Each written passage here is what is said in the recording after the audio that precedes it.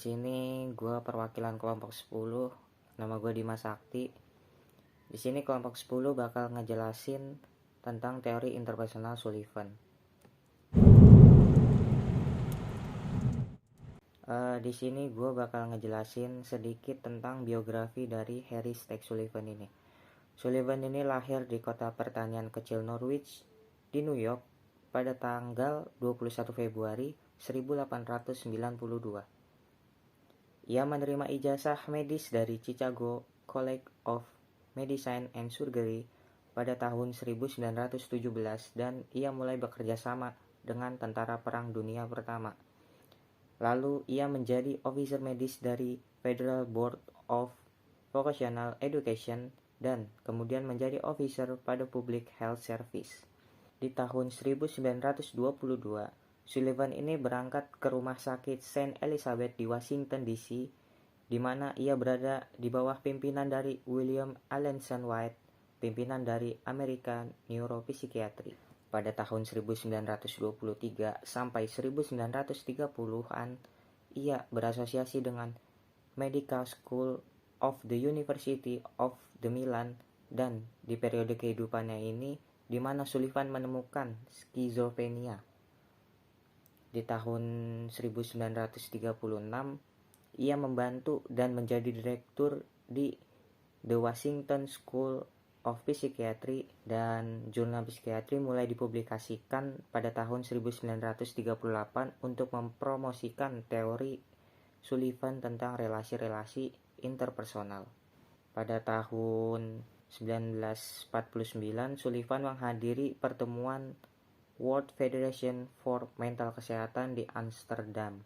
Tetapi dalam perjalanannya ini, pada tanggal 14 Januari 1949, ia meninggal karena pendarahan otak di Paris. Untuk materi selanjutnya akan dibawakan oleh rekan-rekan gua.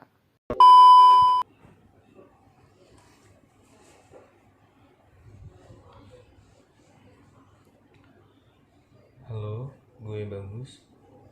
Di sini gue mau menjelaskan sambil membaca laptop. Jadi maaf kalau misalnya mata gue kemana-mana ya. Itu sambil membaca laptop saya. Di slide keempat ini ada tentang gambaran umum teori interpersonal. Sullivan menegaskan bahwa pengetahuan tentang kepribadian manusia dapat diperoleh hanya melalui pengamatan hubungan interpersonal. Sullivan juga menekankan pentingnya perkembangan tahap bayi, anak-anak, anak muda, masa remaja awal, masa remaja akhir, dan dewasa. Pembangunan manusia yang sehat terletak pada kemampuan seseorang untuk membangun keintiman dengan orang lain.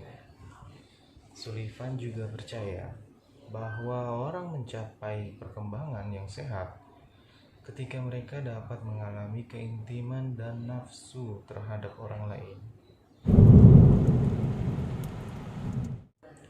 Yang pertama ada dinamisme. Dinamisme adalah pola khas tingkah laku yang menetap dan berulang terjadi yang menjadi ciri khusus seseorang. Yang kedua ada personifikasi. Personifikasi adalah suatu gambaran mengenai diri atau orang lain yang dibangun berdasarkan pengalaman yang menimbulkan kepuasan atau kecemasan. Yang ketiga ada self-system.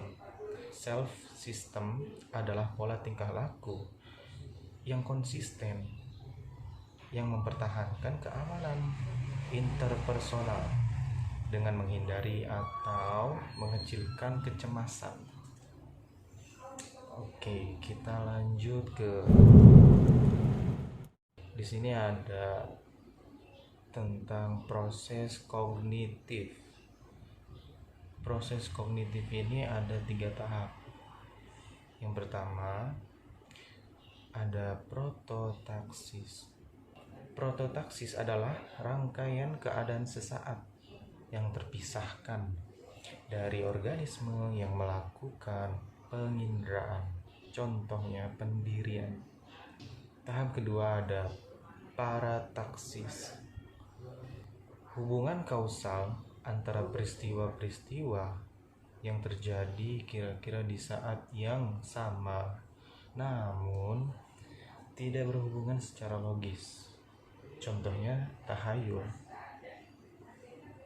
Tahap ketiga ada sintaksis, cara berpikir yang paling tinggi sebagai aktivitas lambang yang diterima bersama dan disepakati sekelompok orang. Contohnya bilangan dan bahasa. Oke, dari gua segini aja. Selanjutnya akan dibacakan oleh rekan. Perkenalkan, nama saya Robi Hilman Alivia. Saya di sini akan melanjutkan penjelasan tentang dinamika kepribadian. Apa sih dinamika kepribadian itu? Jadi di sini ada dua macam. Ada tegangan atau tension dan ada transformasi atau energi gitu. Tension adalah potensi untuk melakukan tingkah laku yang disadari maupun tidak disadari. Sumber tegangan ada dua, yaitu kebutuhan, need, atau kecemasan, anxiety. 1. Kebutuhan merupakan ketegangan yang dibawa oleh ketidakseimbangan biologis dan psikis. Kebutuhan bersifat sementara karena jika sudah terpuaskan maka akan melemah. Kecemasan ini memiliki efek merusak pada dewasa karena menghambat perkembangan hubungan interpersonal yang sehat. 2. Transformasi energi, yaitu usaha mengubah ketegangan menjadi tingkah laku tersembunyi atau terbuka untuk memuaskan kebutuhan dan mengurangi kecemasan. Lalu selanjutnya perkembangan kepribadian. 1. Infansi atau masa bayi, yaitu dimulai dari umur 18 sampai 24 bulan. Di masa ini bayi dapat menjadi manusia melalui kelembutan yang diterimanya dari ibu atau pengasuh.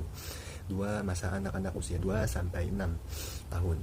Masa ini dimulai dengan munculnya bahasa sintaksis dan terus berlanjut hingga muncul kebutuhan akan rekan bermain yang statusnya setara.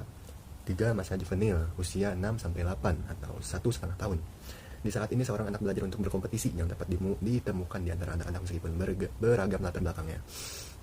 4. Masa pra-remaja, 8,5 sampai 13 tahun. Di masa ini sudah terbukti mampu untuk mengasihi. Selanjutnya 5. Masa remaja awal, usia 13 sampai 15 tahun.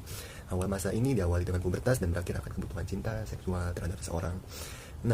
Masa remaja akhir, usia 15 tahun ke atas. Kunci utamanya adalah penyatuan antara keintiman dan nafsu. 7. Masa dewasa, sebuah periode di mana orang dapat membangun sebuah hubungan cinta minimal dengan satu pribadi yang signifikan. Lalu selanjutnya gangguan psikologis. Sullivan membedakan dua jenis. Ada skizofrenia, yaitu gangguan yang memiliki gejala karena faktor organik, dan gangguan yang memiliki gejala karena faktor lingkungan. Jika disebabkan oleh faktor organik, maka Sullivan menyatakan bahwa hal itu berada di luar ilmu psikiatri interpersonal. Namun jika disebabkan oleh faktor lingkungan, Sullivan beranggapan bahwa gangguan psikologis pada manusia adalah sebagai skizofrenia, di mana gangguan ini memiliki ciri-ciri: A. Rasa kesepian, B. Rasa percaya diri yang rendah, C. Emosi misterius, hubungan yang tidak memuaskan, dan yang terakhir kecemasan yang semakin meningkat. Lalu selanjutnya akan dilanjutkan oleh rekan saya. Nah, yang terakhir ada psikoterapi.